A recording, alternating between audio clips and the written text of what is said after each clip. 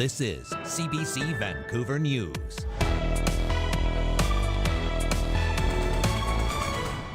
A senior stranded for hours waiting for an accessible taxi. We have a shortage for wheelchair drivers. Why Coquitlam's mayor and others are so upset. Figure it out or else introduce some more competition. We could grow more food. It's labor is our main constraint a lot of the time. Ottawa plans to make it easier for companies to hire temporary foreign workers to fill labor shortages. Countless cases of employees having wages stolen. The potential benefits and drawbacks. Sometimes it's just good to hear a good old-fashioned tall tale and just be in a moment. And what lies beneath? We dive into the myths and monsters in BC lakes. Good evening, I'm Dan Burritt. Thanks for joining us. A senior who lives with a disability was stranded for hours yesterday in Coquitlam, forced to wait for an accessible taxi. The city's mayor is furious, but as Joel Ballard reports, the company says it needs more trained drivers. The mayor of Coquitlam says he got a call. A senior in his community who uses a wheelchair was stuck, unable to find an accessible taxi to take him home. Despite booking it, despite promises, the cab never showed up. Stewart says he called Bel Air Taxi, which operates all three cab companies in the Tri-Cities, and was told by a dispatcher that there were no accessible vehicles on the road. The Passenger Transportation Board will give you taxi licenses, a percentage of which are wheelchair taxis, and they're required to operate them. It's an issue the mayor says he's been battling for years. But the taxi company says it's due to staffing shortages. There's no lack of wheelchair taxis. We have a shortage for wheelchair drivers. Nunn says many drivers have left the industry for Uber or Lyft. It was also a long weekend. And on top of that, he says only a certain number of drivers are trained to operate accessible taxis. For disability advocates, it's all too familiar. I was frustrated but not surprised. McCain says inaccessible transportation has been an issue in BC for decades. So a bad experience with a taxi, with not being able to access a taxi, may stop the person from making plans the next time or trying to get out in the community. The Disability Alliance of BC says the province and the private industry need to work together to make sure that this is dealt with once and for all. Accessibility is a human rights issue. So when it comes to human rights issues, we should take every measure to ensure that we're not perpetuating harm. The Passenger Transportation Board, which oversees the taxi industry, didn't respond to repeated requests from the CBC. But the province says it's committed to reducing barriers for individuals with accessibility needs. It launched a program this year which provided funding for taxi companies to maintain their accessible cabs. Still, Stewart wants to see immediate action. Figure it out or else introduce some more competition so that someone else will do it. After more than 3 hours, the senior was picked up and taken home. Joel Ballard, CBC News, Coquitlam. Labor shortages have been a regular problem in Canada's economy. Now the federal government says it wants to help businesses fill those jobs by making it easier to hire temporary foreign workers. While some welcome that move, lawyers for migrant workers have some concerns. Liam Britton explains why. Across Canada, the signs are clear. Bosses are looking for workers. The pandemic brought labor issues into focus, some sectors in desperate need of employees. Construction, trucking, hospitality, agriculture. There's more we could grow than we can harvest. We could grow more food. It's labor is our main constraint a lot of the time. We need a skilled, agile, and inclusive workforce to support a growing economy. Canada's new employment minister says his government can help. Under the Temporary Foreign Worker Program, so-called trusted employers who've repeatedly brought temporary workers to Canada while following program rules can keep employees for 3 years instead of the usual 18 months.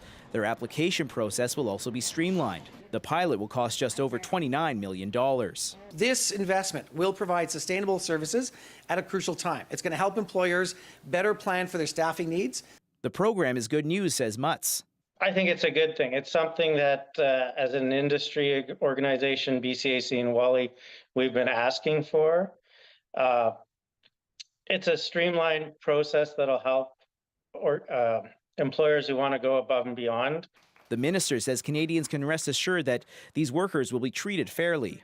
So let me be really straightforward and clear. Migrant workers have the same workplace protections and rights as Canadian and permanent residents. Full stop.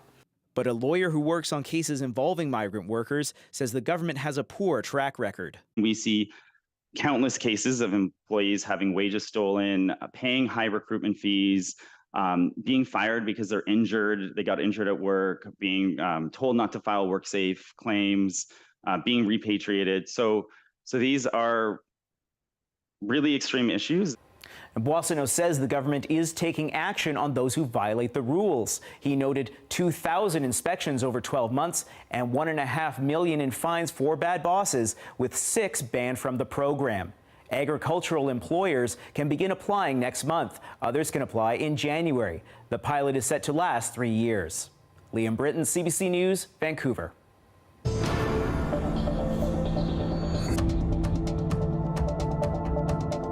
There is some welcome news for people living and working in Osoyoos. The regional district has now lifted an evacuation order for 132 properties near the Eagle Bluff wildfire. Everyone ordered out of the area can now return home, though they still are an evacuation alert. That alert for other properties has also been rescinded. Conditions have been improving around the wildfire, which straddles the U.S. border. About 180 firefighters are still working to put it out with a helicopter and heavy equipment. 24 people in BC have died from drowning so far this year. Now, a new video campaign is trying to remind people about the risks. We really wanted to come across with something that was powerful and visual for people to see and recognize. Hirakata says it was a conscious choice to have a young man featured in the campaign. The BC Coroner Service says 78% of people who have drowned in the last decade in our province are men. On average, 76 people in BC die by drowning every year. Experts are worried about marine life on the West Coast. Parts of the Pacific Coast are experiencing an extreme heat wave. New data was published over the weekend from the U.S.-based National Oceanic and Atmospheric Administration. It shows there are some areas of the Pacific that are listed as a Category 4 marine heat wave. That's the highest category. Some experts say that can be dangerous for native species used to the more typical cold water.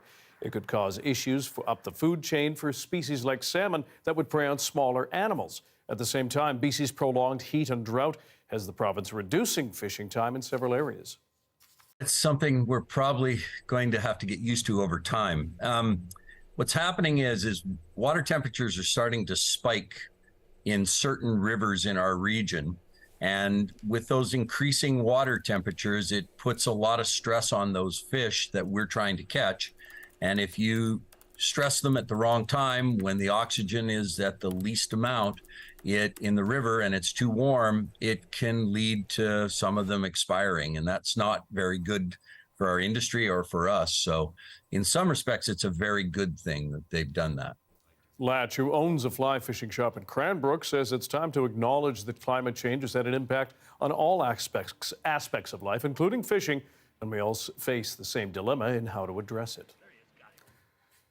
Last week, some of you helped crown Sprout Lake on Vancouver Island as the best lake in BC. But across our province, there are plenty of great bodies of water and plenty of tales about the creatures that may lie beneath them. Justin McElroy has more on why our lakes seem to attract stories of myths and monsters. At BC's best lake, you'll find indigenous petroglyphs, with a sign that says some of the images might depict a serpent or a part whale, part wolf. Sprout Lake defeated Shuswap Lake in the final, and that lake has its own monster, with a sighting just last month. And next to Sprout, Cameron Lake has had its own intermittent sightings throughout the years. Beautiful though they may be, lakes hide secrets, legends, myths, lores. But why lakes and not oceans or rivers that invite such superstitions? The answers are as deep as these lakes. But human curiosity is insatiable. We always want to find something new. We get tired with the regular, the mundane, the normal. I had to speak to the person who has spent decades in BC, taking tips of mysterious sightings in lakes and trying to identify what they could be. You go to the logical ones first. When you've eliminated all of them, what are you left with? You're left with a mystery. And that mystery is the thing that has kept us going since 1989. John Kirk says there are particular reasons BC has so many lake stories. Our sheer number of them, the fact many of them are near towns where there's the chance for sightings, the abundance of food sources. But there's also the innate desire to wonder if there's something more. We need to keep having this sort of mystery in our lives to make our lives far more exciting and adventurous than it can be. Perhaps BC's best-known lake creature is in Okanagan. But to those who have been here for centuries, it's less of a monster and more of a protector. It refers to just being mindful of our responsibilities to protect water for all walks of life, human and animal alike. You might know it as the Okopogo, but the Silks Okanagan Nation gained copyright over what they called the Nahatnik in 2021, and Cobo understands why its story and those of other lake creatures continue being told. There's an inherent mystery to it. I think it's because we don't understand the full potential and power of water in and of itself. Every lake has different stories, sometimes told by different people, but as long as there are deep waters, new ones will rise to the surface. We have to be creative and critical as to how we understand those and perceive those stories, of course. But at the same time, sometimes it's just good to hear a good old-fashioned tall tale and just be in a moment, share that moment with someone, share that passion with them, and celebrate their excitement for life. Justin McElroy, CBC News, Cameron Lake. The man who is synonymous with rock and roll in BC and Canada is now getting his own special day at another local institution. Back to the talent section of things, ladies and gentlemen. The PNE has announced August 31st will be Red Robinson Day at the fair. Robinson is credited with being the first DJ in Canada to play rock and roll and began emceeing shows at the fair in the 50s. He later introduced Elvis Presley and the Beatles for their massive concerts at the old Empire Stadium. The end of summer tribute will include a bench dedicated to Robinson as well as a video. Fred Robinson died in April, just after his 86th birthday. What's the best and most useful way? Well, it's still prescient. Well, it's still in our minds. Well, that trauma is still being felt. Canada's new Minister of Health is busy, just days on the job. After the break, we chat with Mark Holland about the lessons of the pandemic 3 years in.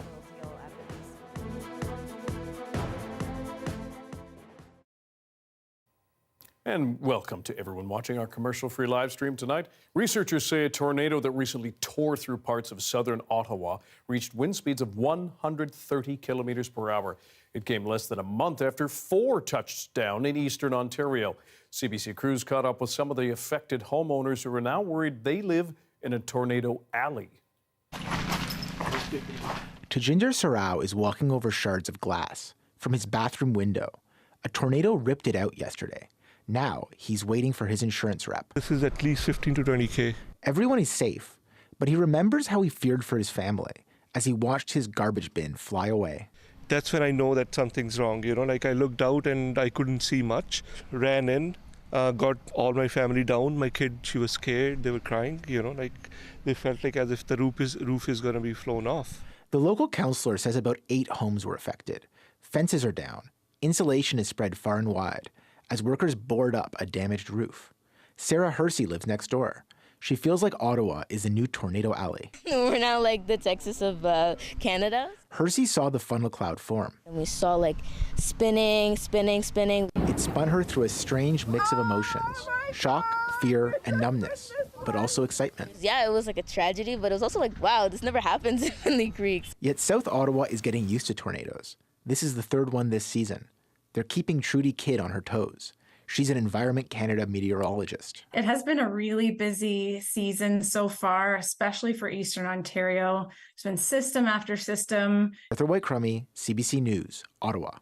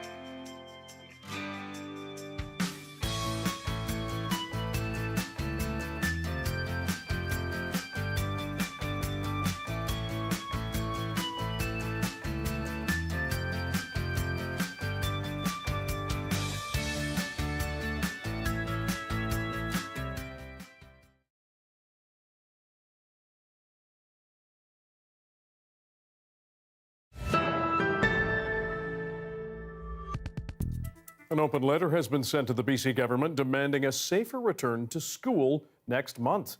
The advocacy group Protect Our Province BC says it doesn't want a repeat of last year's health situations. They say last fall, schools were dealing with 3 prevalent infections: COVID-19, RSV, and the flu. They argue steps can be taken to prevent deaths and strain our delicate healthcare system. Among their recommendations is making everyone once again wear masks, better ventilation, and provide rapid antigen tests to students and staff. Well, it's been about 2 weeks since the Prime Minister shuffled his cabinet. Some new faces have taken on key roles, including Mark Holland, our new federal health minister. Leanne Young spoke with him earlier today. Well, first of all, I think we celebrate what went well in COVID, and how resilient we were as a community, as communities, how great the uptake was on getting vaccinated, and all the death that was averted. We also can look at areas, as you say, like long-term care, where things didn't work and where there were incredible tragic outcomes. And so, learning the lessons of COVID to make sure that we have the greatest reduction possible of harm is absolutely essential. And that is an ongoing iterative process. That's something that we're doing in myriad ways right now. And I'm having a conversation today. I was here with Talib, who's an MP on ours with the Liberal Party, having a conversation with Don Davies. I'll be talking to Peter Julian tonight. It's just while I'm out here, having conversations with members and having conversation with stakeholders around what's the best and most useful way, while it's still prescient, while it's still in our minds, while that trauma is still being felt, to make sure that we have review mechanisms that really capture the best practices to make sure that, God forbid, that we see another variant or that we see some other form of pandemic, that we really have a much stronger experience and that we can use the learning to make sure that we avoid the worst outcomes. They say that right now the current systems are a bit of a patchwork. So are you ruling out that we could be having a national inquiry?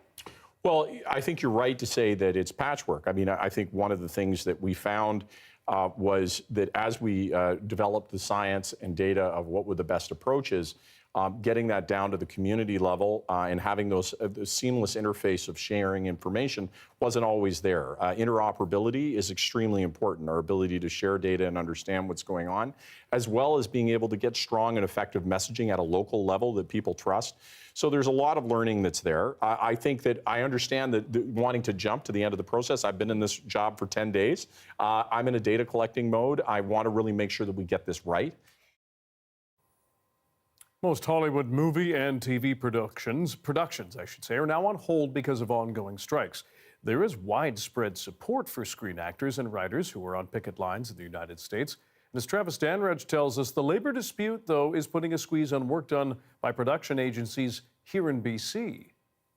Hi there, I'm John Oliver, and I'm on the picket line today to support the Writers Guild.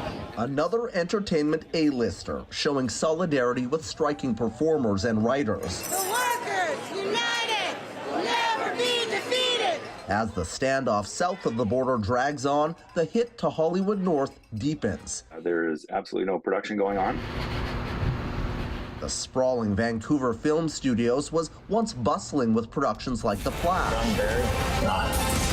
In a flash, the whole industry has all but ground to a halt. There's 80,000 people that work in the film and television industry in British Columbia. That's bigger than forestry, mining, and fishing combined. And 90% of them are out of work right now. Rewind to 1960, the last time a dual strike virtually shut down Hollywood. Ronald Reagan was president of the Screen Actors Guild back then, and money was an issue. No contract! No contract! Still is today. 86% of our members cannot meet the $26.5 thousand a year threshold to get their medical benefits. This time, cutting-edge issues are at play, including the use of artificial intelligence. It's necessary that this, labor action that has happened in my mind. Many Canadians, like script supervisor Michael Williams, support the fight to limit big studios' use of AI. I got into this because I love telling stories, and just simply give it to the robots, that's it's going to create, procedurally generated mediocrity, but does it have a point of view? Certainly not. The Toronto International Film Festival is just a month away. It will still go on, but without big U.S. stars if the strikes aren't settled. And right now, negotiations remain stalled. Travis Stanraj, CBC News, Toronto. There's a live shot of a not too bustling White Rock and the pier. Touch of gray across parts of our south coast today as we see rain across our big province. Darius will have your BC-wide forecast right after this.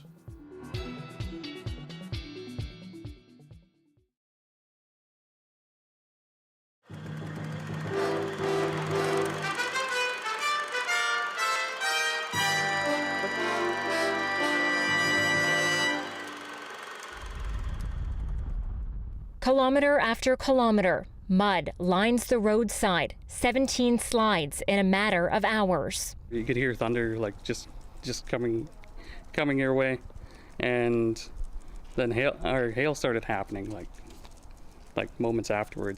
Jordan Williams lives along Highway 99 near Cache Creek. He had minutes to grab his things and get out. The most notice I had was I looked outside and our neighbor burst in. He said there's a river right outside the house. He's thankful to be alive, but not everyone was that lucky. A powerful force of mud and debris came rushing down this mountainside. It was so strong, it swept away a woman who was driving by in her vehicle. Police tape is still up and rescuers are here today scouring the area, but this has now been turned into a recovery mission.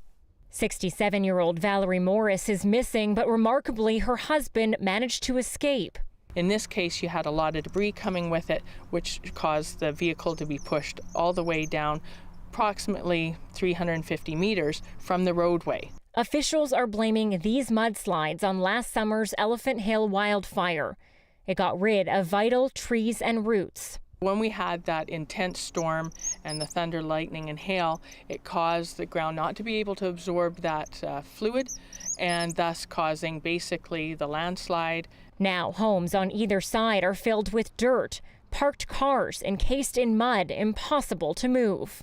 It's really hard on them because we just haven't fully recovered from last year. It was really an extreme event. It was a couple of months there where people were in danger. But the worst may not be over. Until the ground returns to normal, there could be more freak mudslides, meaning the 2017 Elephant Hill wildfire could haunt residents for years to come. Anita Bath, CBC News, Cache Creek.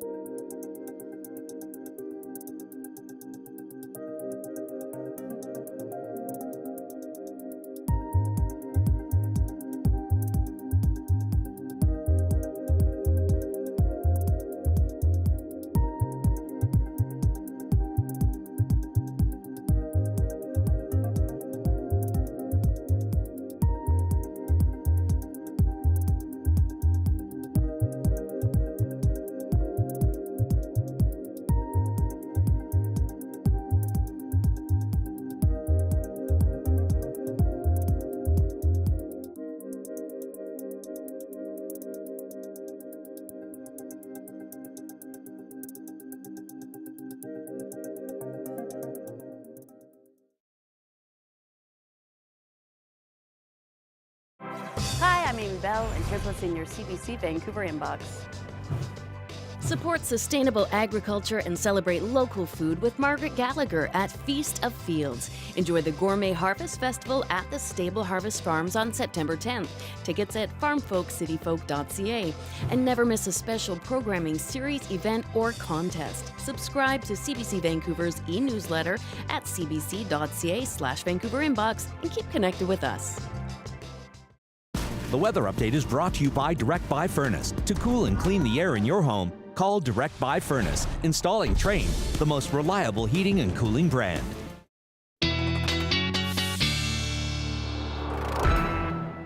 Time for our province-wide weather forecast with Darius Madavi and some better news on the wildfire front. Is that right, Darius? Yes, great news. Look at this. Look at how much it's come down. We're so green across the province. It is really great to see. And it looks like it should continue for a couple days at least. Heading into the weekend, we might shoot back up. But in the meantime, let's just appreciate the low fire danger while we have it.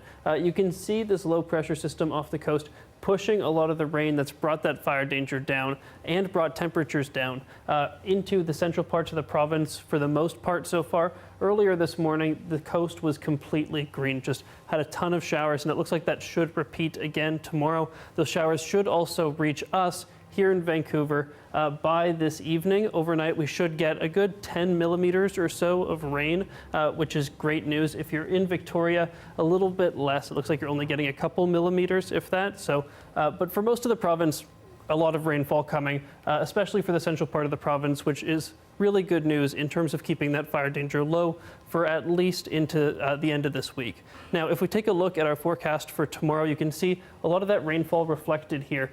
Really, I have rain icons for every single location on this map. I don't want to overstate it too much. In the southern interior, we will be seeing plenty of scattered showers, but not everywhere is going to get the same level of rainfall or see showers at all. So for places like Kamloops, Kelowna, Golden, I wouldn't expect all of them to get a lot of rain tonight, maybe just a bit of a drizzle in some of these places. But Cranbrook should be seeing some isolated thunderstorms. Same story in the northeast and parts of the coast, but no severe thunderstorms. It's mostly going to be plenty of precipitation coming down over the next 24 hours or so. For Vancouver, it looks like that's all we're going to get. A bit of rain continuing tomorrow into the late morning, I'd say. Not much in the afternoon at all. It's going to dry up a lot, and we're going to have plenty of sun again for the week ahead. Okay. Thanks very much, Darius. Thank you.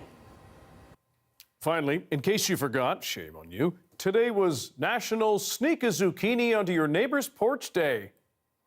It encourages gardeners to share their bounty of the plentiful green squash.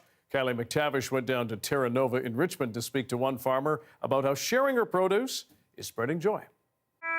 My name is Liz, and I'm here today to talk about my zucchinis and hopefully give some away. Would you like to do the honors? Yeah, sure. Okay, so the big guy there. Oh, yeah.